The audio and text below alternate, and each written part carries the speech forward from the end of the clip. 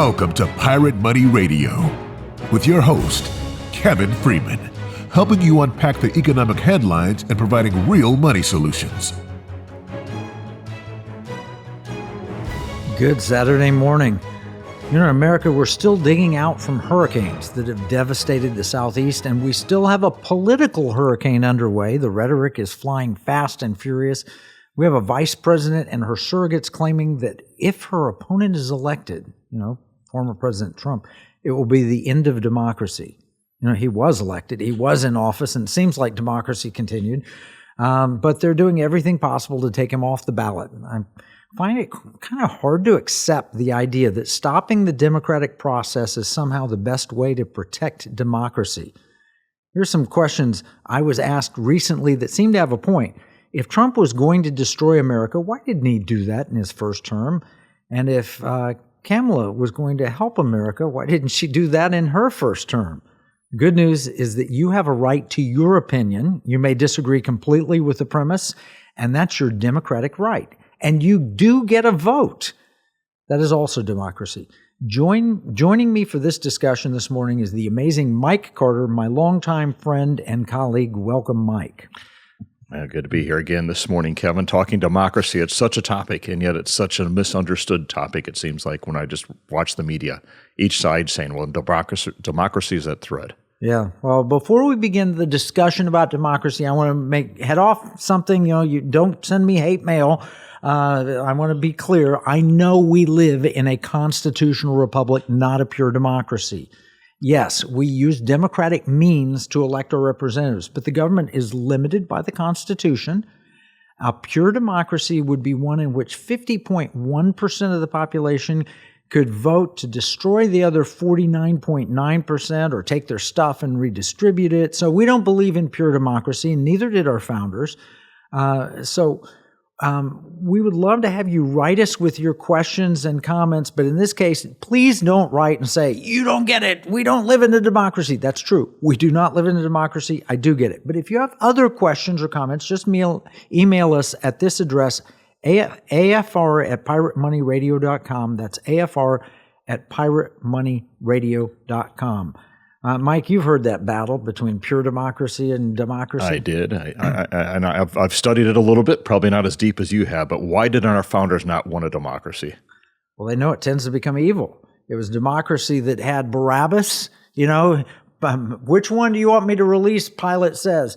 And do you want Jesus, the sinless one, the one that loves you and can heal you, or do you want Barabbas, the criminal? They voted for Barabbas. Yes. So that's why we don't want a pure democracy. So if you get a majority to vote, the other 50.1% vote for something and the other 49% don't, they've basically taken liberty away from everybody else. Yeah. What if most people don't vote and only a tiny fraction show up, and then you have a little over half? Just one person more than half, they could wipe out democracy. Here's an article in fee.org, Why America's Founders Didn't Want a Democracy. In his book, Liberty in Peril, Randall Holcomb challenges the presumption that liberty and democracy are complementary. He said the founders had no intention of creating a democracy in the sense of a government that would be guided by popular opinion. While the founders wanted those in charge of government's operations to be selected by a democratic process, they also wanted to insulate those who ran the government from direct influence by its citizens, because by insulating political decision makers from direct accountability to citizens, the government would be in a better position to adhere to its constitutionally mandated limits. I'd probably put it a little more succinctly. People can be stupid, and they can be talked into doing stupid things, and you don't want a mob ruling your government. Yeah, and I saw something also interesting in the article, that the principle of liberty suggests that the first and foremost, the government's role is to protect the rights of individuals. The principle of democracy suggests that collective decisions are made according to the will of the majority. But the fact that the government is there to actually protect individual rights, that's a democracy that I like. Yeah. Well, that would be democratic means with limited government. You can have a democratic socialism. You can vote yourself into socialism, as they're finding out in Venezuela. It's very hard to vote yourself out of socialism. Once they get control of the means of power, they tend to hold on to it. So the greater the scope of the democracy in a government, the greater the threat to our liberty. right? If the government has pure democracy and they have more scope, we're under more threat as individuals. Well, and they're doing this here. They're calling President Trump the greatest threat to democracy itself, so they're going to keep him off the ballot. And the reason is that, because he had this insurrection. Well, they tried to impeach him before January 6th. They tried to impeach him after January 6th. They tried to keep him off the ballot. But why did they try? Why did they say what he did? This insurrection that was so evil. What did he do to cause that? Well, he was forcing people to break into the Capitol. Did you have those tweets? I missed all those tweets, although I did see the ones about being peaceful and moving forward. That was a little different than what I think it was interpreted. Yeah, no, he said in this speech, let your voices peacefully and patriotically make your voices heard. That was in his speech. And then he tweeted, please support our Capitol Police and law enforcement. They are truly on the side of our country. Stay peaceful. That was January 6th. That sounds like a threat. Oh, well, he had a worse threat. He says, I'm asking for everyone at the U.S. Capitol to remain peaceful. No violence. Remember, we're the party of law and order. Respect the law and our great men and women in blue. That was also tweeted during the insurrection. That's him agitating them on. And then the last, his final words on Twitter on January 6th. Go home with love and in peace. Remember this day forever.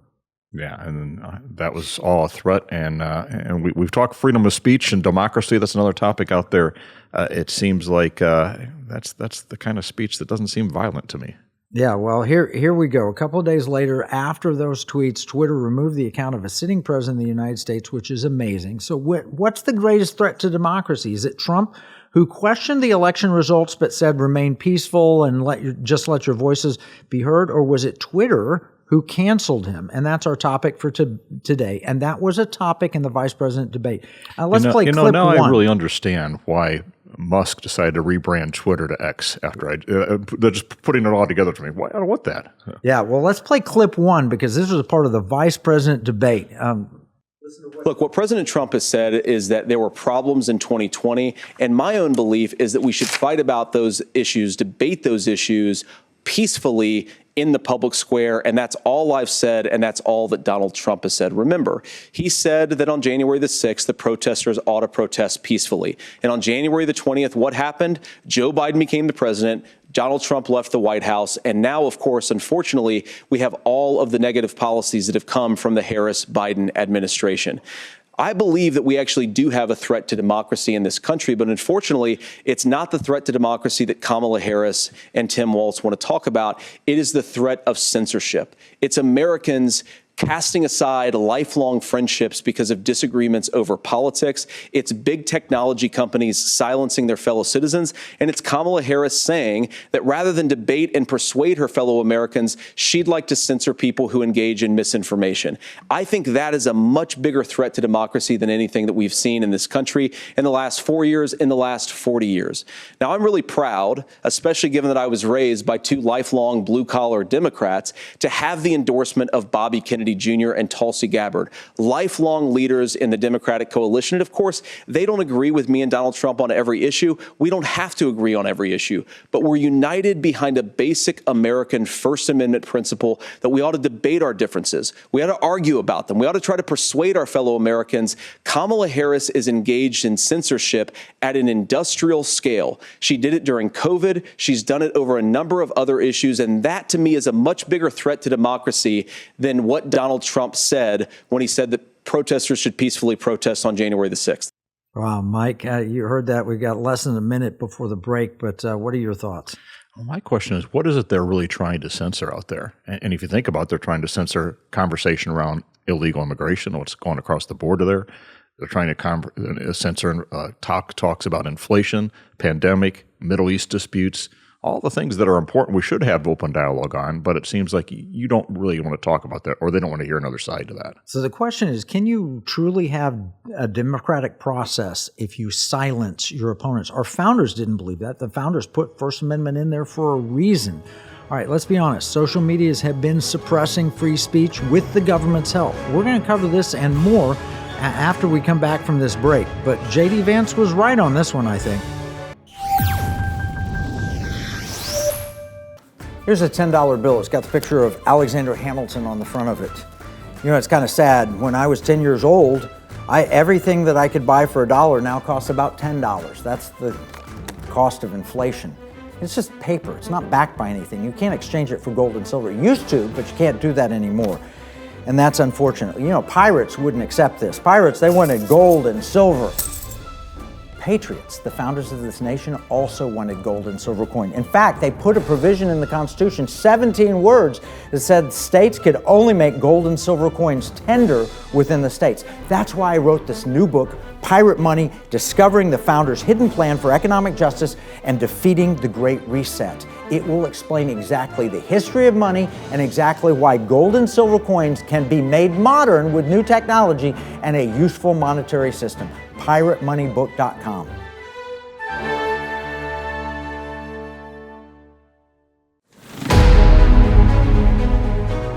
Welcome back to Pirate Money Radio with your host, Kevin Freeman.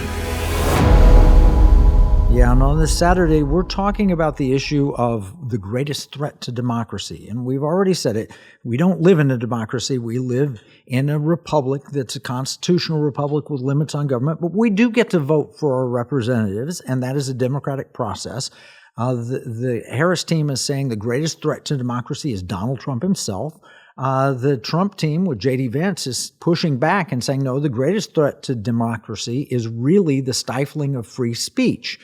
Now, there was a Twitter campaign to cancel President Trump. I mean, they canceled a sitting president based on the tweets that he had on January 6th. They did it for political purposes because a thorough review proved that Trump's final tweets did not violate the company's terms of service according to documents that were unearthed in a House investigation. So, Mike, did you see those tweets that came out? This is internal communications inside Twitter looking at President Trump's tweets and judging whether or not they violated terms of service. Did you see those? Yeah, I mean, crazy to see the control that's taking place there and how the narratives are being manipulated from that perspective. When the deeper you dig, the more concerning it is. Yeah, well, here it is. This is Friday, January 8th, in an email. They blocked out the names because Congress did the investigation. It says, I don't see the incitement of fear. What PC could it be trying to incite fear about? I don't see the incitement of fear. I think we've had a hard time saying this is incitement. It's pretty clear he's saying the American patriots are ones who voted for him and not the terrorists. We can call them that, right? Here's another tweet. Don't see the incitement angle here. Just dropping in to say he tweeted again, but it's clear no violation. It's just to say he's not attending the inauguration. So they canceled President Trump because they said he was inciting to riots and he was trying to cause an insurrection. And internally, the leftist people at Twitter reviewed them. Just to update you, I spoke to blank just now. They understand our assessment of this individual tweet, but they now view him as the leader of a terrorist group responsible for violence, deaths comparable to Christchurch shooter or Hitler. And on that basis and on the totality of his tweets, he should be deplatformed. They will continue to push that argument with leadership, and we will see where it falls. Less than an hour later, Twitter announced Trump's permanent suspension due to the risk of further incitement to violence. Wow. A social media company took off the sitting president, just canceled him. You can't let your voice be heard, even though internally they admitted he wasn't inciting to anything. Yeah, I think just the headline, FBI colluded with Twitter to suppress free speech, that alone is shocking. Oh, yeah, no, that's Newsweek.com opinion, January 21st, 2022. For the past few weeks, journalists have been reporting that they found the Twitter files, thousands and thousands of documents they were given access to by Twitter's new owner and CEO, billionaire Elon Musk. The revelations have been astonishing and deeply troubling, exposing solid evidence of collusion between top executives of the FBI and their cozy counterparts at Twitter. So what we just had is we have literal proof. They canceled the president of the United States so he could not make his case. They accused him of inciting to violence when internally they admitted he wasn't doing it. Nothing he did was a violation. They kicked him off anyway, and they were colluding with the FBI. If that's not deep state, I don't know what you call it. What do you think? It's not democracy. Let's put it that way. Yeah, no, it's not democracy. But who they did not kick off, I'll tell you, in October 2020, the former Malaysian Prime Minister Mahathir Mohamad said it was the right of Muslims to kill millions of French people. Twitter deleted the tweet, but allowed Mohamad to stay on the platform. The president of Nigeria, also Muhammadu Buhari, incited violence against pro-Biafra groups. Those of us in the fields for 30 months who went through the war will treat them in the language they understand. Twitter deleted the tweet, but didn't ban him. Twitter executives did ban Trump, but they did not ban the Ayatollah. The bottom line is these people have been inciting violence literally and causing hatred. They don't get banned, but Trump gets banned. There's something really terribly wrong with that. It's consistent with everything you put in according to plan. I mean, there's narratives. There's the three-letter agencies in many cases are working against the will of the people, and they're trying to control a narrative. They're trying to control a conversation. And when you see this happen to a sitting president, but you see it happen, dictators or whoever doing something completely different, and that's okay. That's where it is just hard to believe that this is happening in America.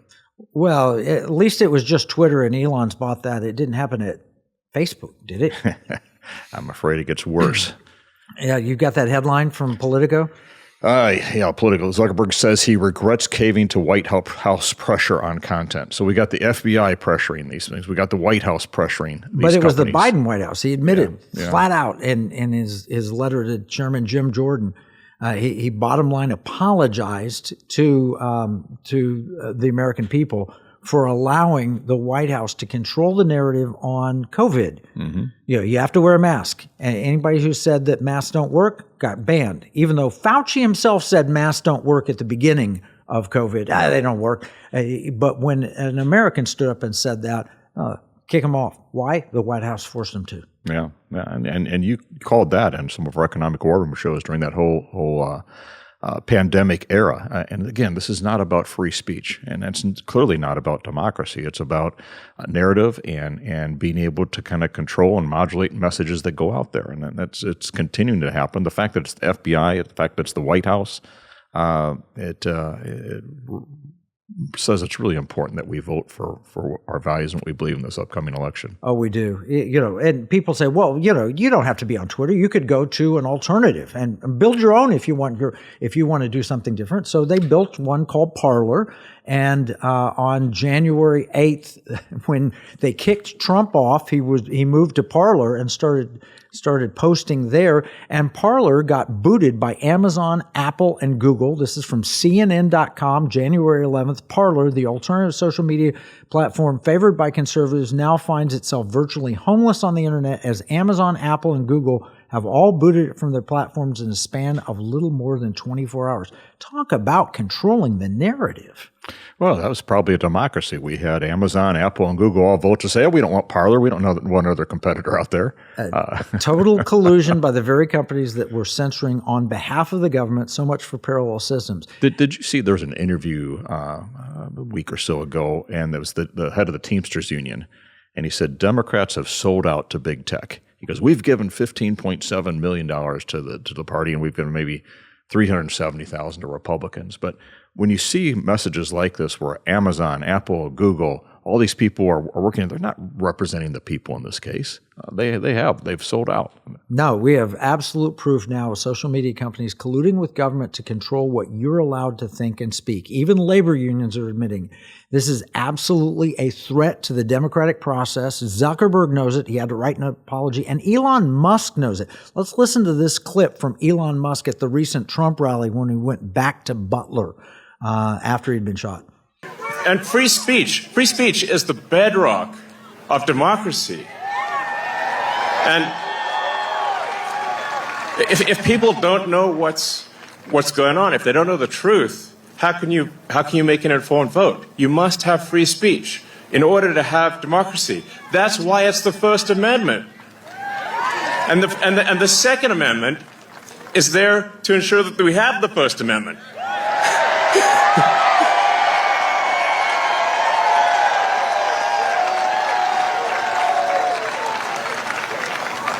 President Trump must win to preserve the Constitution. He must win to preserve democracy in America. There's Elon Musk talking. He says you must have free speech in order to have democracy. If they could miraculously take Trump, off the playing field some way, put him in jail or remove him from the ballot, or God forbid, have someone harm him, would that preserve democracy? Not if you have complete control of free speech. If you eliminate what people can think and say and do. That's why we have a First Amendment. And Elon Musk put his money where his mouth was, $44 billion to buy Twitter and turn it into X and make sure it's a free speech platform. Critics told him he was crazy, but he knew the stakes. Yeah, I mean, you got to compliment him for taking the stand. I don't know what his motives were overall, but it appears like he does care about free speech. What he's saying up there, he's taking a stand, and he's even kind of joking, like, it's important we win this because I don't know what's going to happen to me. And when he says that, as a very successful, typically networked in, one of the most richest guys in the world, and he's concerned about free speech and about his own potential safety or personal security. This is not the America that I grew up in. How much more so for us? And he's putting his money where his mouth is, and money does play a role in all this, and you're responsible for the money too. Luke 16:11 says, if you're not faithful with how you handle money, no one will trust you with true riches. So we got to get the money part right. Now, I'm grateful for people who allow us to put this program on. There are really only three things you can be doing with your money. You can give it, spend it, or invest it. Here at Pirate Money Radio, we work to explain solutions that support all three of those areas in a way that promotes liberty, security, and values. Patriot Mobile, a mobile phone company, supports the Pirate Money Radio program. Patriot Mobile uses U.S. carriers, including AT&T, Verizon, and T-Mobile, and operates on both Apple and Android phones. More information about the Economic War Room that we host and Patriot Mobile is available at piratemoneyradio.com/AFR. That's piratemoneyradio.com/AFR. Now, silence your opponents. That's the surest way to a one-party state. Look at what Brazil did when they banned X. They just recently took them out from under the ban. X was banned because it allowed criticism of the Brazilian government that the government labeled as misinformation. And the courts in Brazil are controlled by the government, so it ruled to ban X, and that's threatened to jail Elon Musk. In California, Governor Newsom rammed through a bill criminalizing political memes, just jokes, as misinformation. Why? So that Democrats' unchecked power in the Golden State would never be threatened. I lived there when Republicans were strong. Reagan had been governor there. But once they got control, it's become a one-party state, and they were literally trying to end our free speech rights. I mean, political cartoons, which is basically what a meme is, that's been going on since we've had press. And now we're banning that? I mean, how in your face can that be?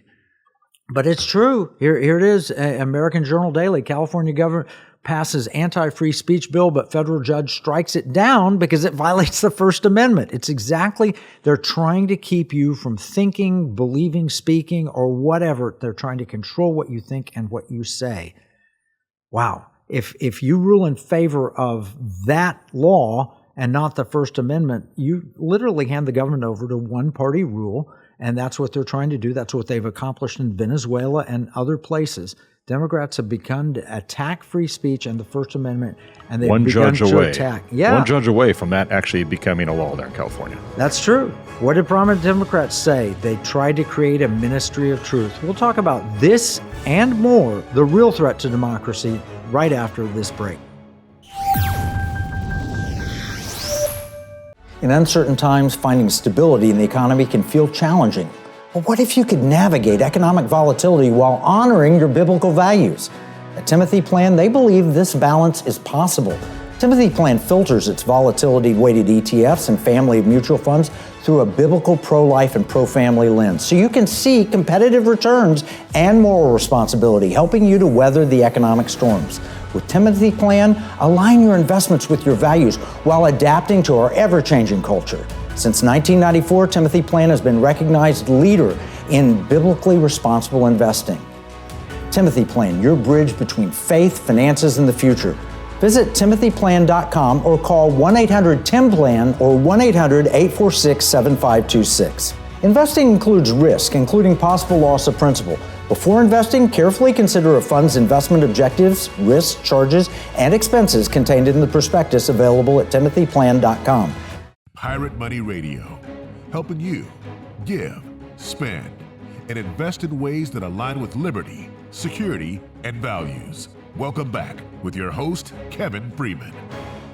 And I'm talking with the great Mike Carter, and we're talking about the true threat to democracy. No, I understand. We live in a constitutional republic, but we use democratic means. And the threat to democracy, is it Donald J. Trump, or is it the attack on free speech?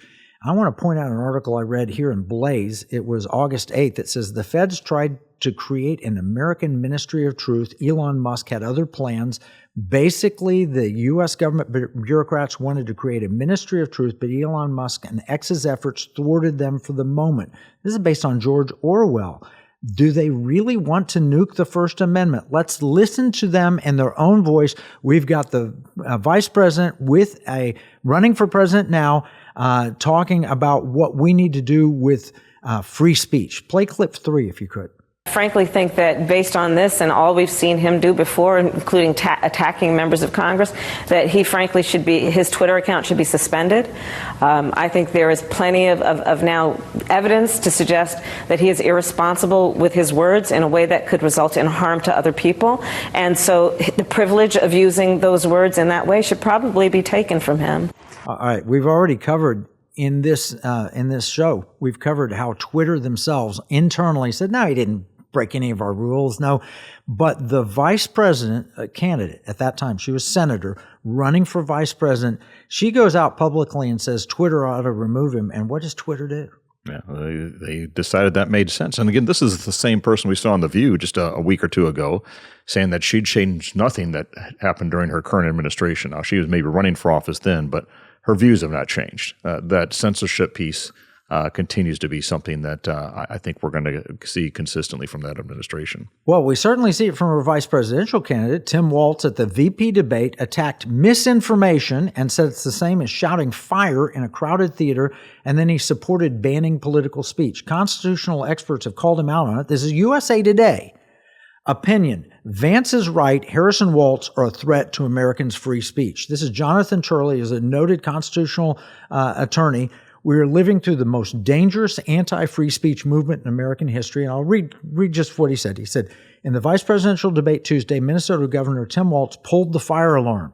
His opponent, Senator J.D. Vance, a Republican of Ohio, cited the massive system of censorship supported by the Vice President Kamala Harris and her running mate Walz, and proceeded to quote a line from a 1919 case in which the Supreme Court Justice Oliver Wendell Holmes said, you do not have the right to falsely yell fire in a crowded theater. Well, of course not. That is criminal. Absolutely, you're trying to cause a panic. But Trump wasn't doing that on January 6th when he said peacefully and patriotically let Party your voice of be law heard. and order, all that stuff. Yeah, there's no way. Recently, Walz went on MSNBC to support censoring disinformation, declared there's no guarantee to free speech or misinformation or hate speech, especially around our democracy. Turley, constitutional scholar, says that's entirely untrue and shows a fundamental misunderstanding of the right called indispensable by the Supreme Court. Even after some of us condemned his claim as ironically dangerous disinformation, he continues to repeat it. So we've got Harris, Walz. What does Biden say? What has Biden done? We know from his actions. His actions speak louder than words. Do you have that judiciary document there on weaponization? Weaponization. Washington, D.C. Today, the House Judiciary Committee and a select subcommittee on the weaponization of federal government released an interim staff report titled The Censorship Industrial Complex, How Top Biden White House Officials Coerced Big Tech to Censor Americans, True Information, and Critics of the Biden Administration. That sounds like what I used to study that Russia was about when I was a kid in history. Yeah, no, that's what they tell you Russia was about, that they didn't want you to know the truth. It's not just Biden, it's not just Walz, it's not just Harris, but also Secretary Hillary Clinton. She's literally called for criminal charges for those who post information supporting Trump that she calls misinformation or propaganda. We've got 2 clips. Let's play clip 4 and hear in her own words. But I also think there are Americans who are engaged in this kind of propaganda. And whether they should be civilly or even in some cases criminally charged is something that would be a better deterrent. Basically, she said she wants to put you in jail if you say something pro-Trump. that she deems to be propaganda. We've got another clip from her. Even if we got time, let's go back to this report, that Weaponization Committee report. The report details that the months-long campaign by the Biden White House to coerce large companies, namely Facebook, Google, and Amazon, to censor books, videos, posts, and other content online. By the end of 2021, Facebook and YouTube, Amazon changed their content moderation policies in ways that were directly responsive to criticism from the Biden administration. She wants to control misinformation, she says, but misinformation is determined by what? That Ministry of Truth now, right? Right. They're the truth. Right. Even when they are proven to be false, like some of the claims that the virus did not emerge from a lab, and yet the intelligence agencies say that it's most likely that it did. If you said, we think it came from a lab, misinformation, you're cut off. Well, all right. So we played Clinton talking about criminal charges for those who post information supporting Trump. There's a headline. She says the quiet part out loud calls for mass censorship of American citizens or we lose total control. And then we've got another clip from her. Can you play clip 4B?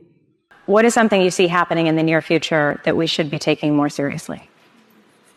Well, I do think that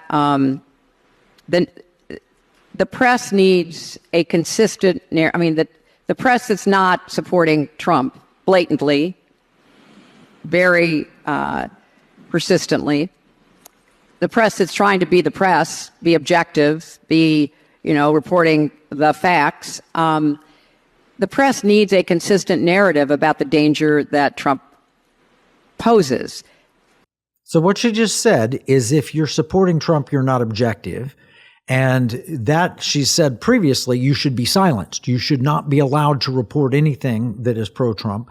And then the second thing she says is then anybody else has to have a consistent message and it has to be consistently anti-Trump. Yeah, it was a little bit of a word salad. I wonder if she and Kamala had been working on their narratives together, but that stood out to me. The press needs a consistent narrative about the danger Trump poses.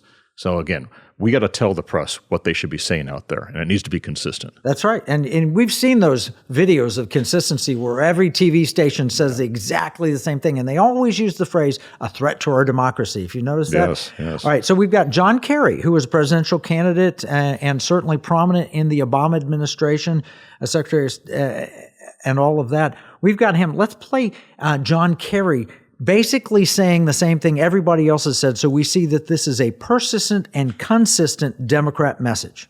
The dislike of and anguish over social media is just growing and growing and growing. And it's part of our problem, particularly in democracies, in terms of building consensus around any issue. It's really hard to govern today. You can't, the referees we used to have to determine what's a fact and what isn't a fact are kind of, been eviscerated to a certain degree. And people go and people self-select where they go for their news or for their information. And then you just get into a vicious cycle. So it's really, really hard, much harder to build consensus today than at any time in the 45, 50 years I've been involved in this. And there's a lot of discussion now about how you curb those entities in order to guarantee that you're going to have, some accountability on facts, et cetera. But look, if people go to only one source and the source they go to is sick and, has an agenda and they're putting out disinformation, our First Amendment stands as a major block to the ability to be able to just, hammer it out of existence. So what we need is to win the ground, win the right to govern by hopefully having, winning enough votes that you're free to be able to implement change. There's so much that he said in there. Winning enough votes means we just have to get 50 plus 1, 50% plus 1. Then he said that we have to pound out or hammer out or eliminate any alternative voices. Then he acknowledged that something changed, and here's what changed. It's the internet and your ability to look things up and find truth on your own or hear alternative voices. Rush Limbaugh started this process, but then there are all these others that emerged, Glenn Beck and Sean Hannity and others, Sarah Carter and others that have come out with truth, Just the News, and so many good sources. They want to hammer them out of existence. Yeah, my takeaway on it, what I heard, this is about controlling the people, is a narrative he had about controlling the people with what they think is truth, and dissenting views are not good. And they want to get rid of the First Amendment. Yeah. He said it flat out. All right, here's Adam Schiff from Breitbart. And by the way, I want to give credit to Adam Schiff. We had an episode that we did on the Armenian genocide and how Adam Schiff is actually helping some people there, which is awesome. But in this case, he's terrible. Adam Schiff demands election misinformation crackdown through social media censorship. That's the headline from Breitbart. So what do you do if you can't listen to alternative voices? What do you do for finding out what's going on in the world, the facts, right? Yeah, I mean, even myself, I will watch a little bit of Fox, I'll watch a little bit of CNN, a little bit of MSNBC, because I want to hear what the different narratives are out there so I can make my own decision. Now, a lot of people are time-starved. They don't have time to do that. Hopefully that's why they come to shows like ours where we can kind of sort through and say, okay, here's what they're saying, here's what we see, and backup links behind that. Well, how do you go check it out? We've had on Economic War Room program a man named Dr. Robert Epstein. He's a great guy. He's a brilliant guy, Psychology Today editor, one of the smartest psychologists in the world. He's a liberal Democrat. To my knowledge, I don't believe he's not Christian. I don't think he's religious at all. But he's done a study on Google and how Google, we told you, Google helped eliminate Parler, so any other free speech.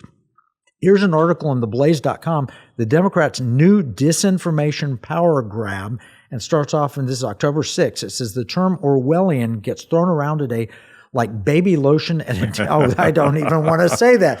Can you believe what's there? Oh my gosh, Breitbart, come on, clean it up a little bit. It gets thrown around a lot today, but sometimes it's the only word that fits. Right now, as we look at the path the United States is heading down, Orwellian feels all too appropriate. And he quotes Dr. Robert Epstein, former editor-in-chief of Psychology Today and expert in big tech's impact on public opinion, has been documenting Google's manipulative practices for years. Yeah. And we've had him on the show. We've had him speak. You help coordinate an event, get him out at Liberty University. But this is a big deal to be able to sway an election with misinformation, and it's happening. That is happening. Well, we believe in free speech at Pirate Money Radio. You may want to exercise your free speech right with comments or questions. You can email us at afr@piratemoneyradio.com. You may disagree completely. You may think that Trump is the biggest threat to the democracy that we've ever faced. Or you might think that limiting free speech is. Good news is you still have free speech. With us, we will welcome your opinion. We will welcome your thoughts. But you got to worry about the left, which controls the big networks, including Google. That was a brilliant essay written about Dr. Epstein. We'll have more on this right after the break. The spirit of patriotism has prevailed. The battles may have changed, but the values remain the same. Today, in 2024, we find ourselves at a pivotal moment where the call for unity, freedom, and a better future echoes louder than ever. For more than 10 years, Patriot Mobile has been committed to supporting the values that make our nation great. With affordable plans and reliable nationwide coverage, Patriot Mobile is not just a wireless service. It's a call to action for those who believe in the American dream. Because this year is not just any year, it's the most important year since our nation's founding. Choose a wireless carrier that shares your values. Choose Patriot Mobile.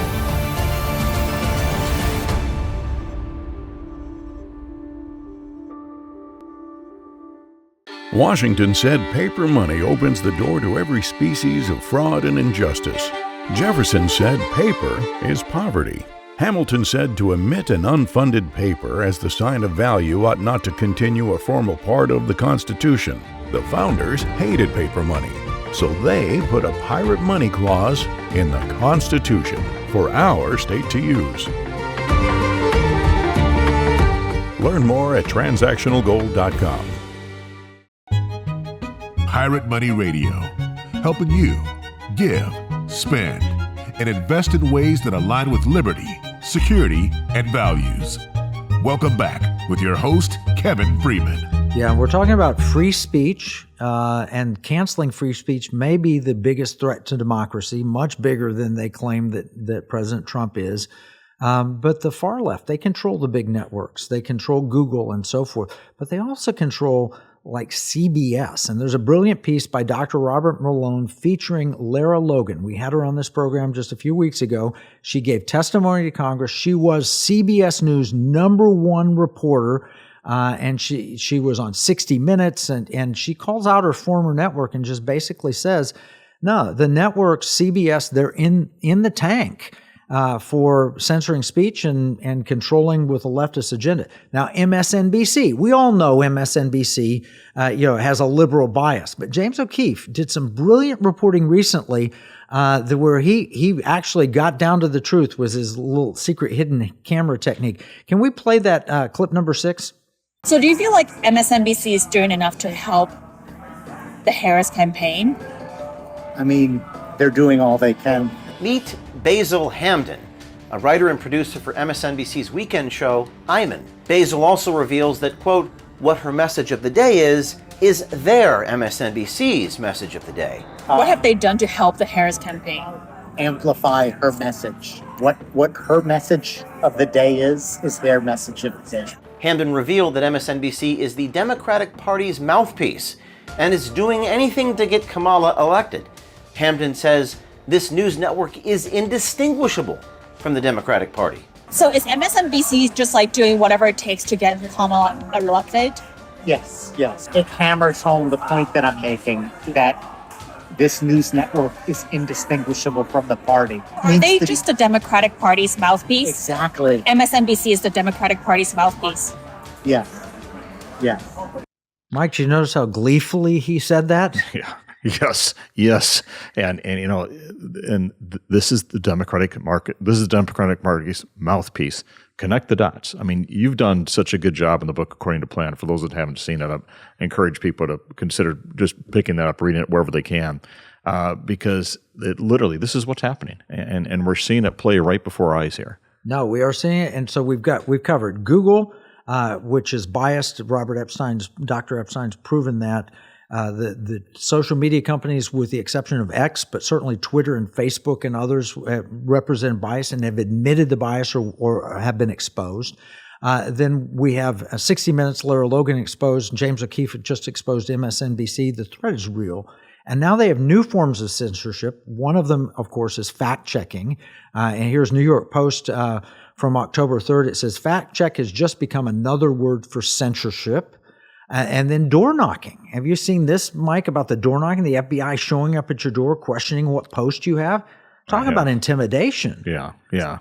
And I think one of the articles out there said if that happens now, don't let them in because they don't have a search warrant. You just keep them outside, say it's best you talk to my attorney. But that is, again, we're living behind the Berlin Wall or something here. It's like, this can't be happening in America. But it is. And that's why this election is so important.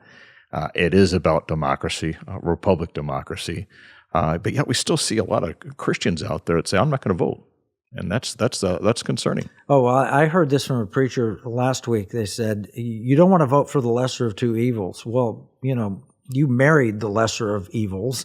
The person you married is not perfect, and we make those choices all the time. There is nothing perfect. No food that you're being served is perfect and you'll be healthy, so you take the less evil food for your body, or sometimes you take the more evil because it tastes better. I don't know. But every decision, we've always voted for the lesser two evils. Jesus has never been on the ballot that I've seen, and other than that, there's something wrong with every candidate. So vote for the one that aligns with free speech.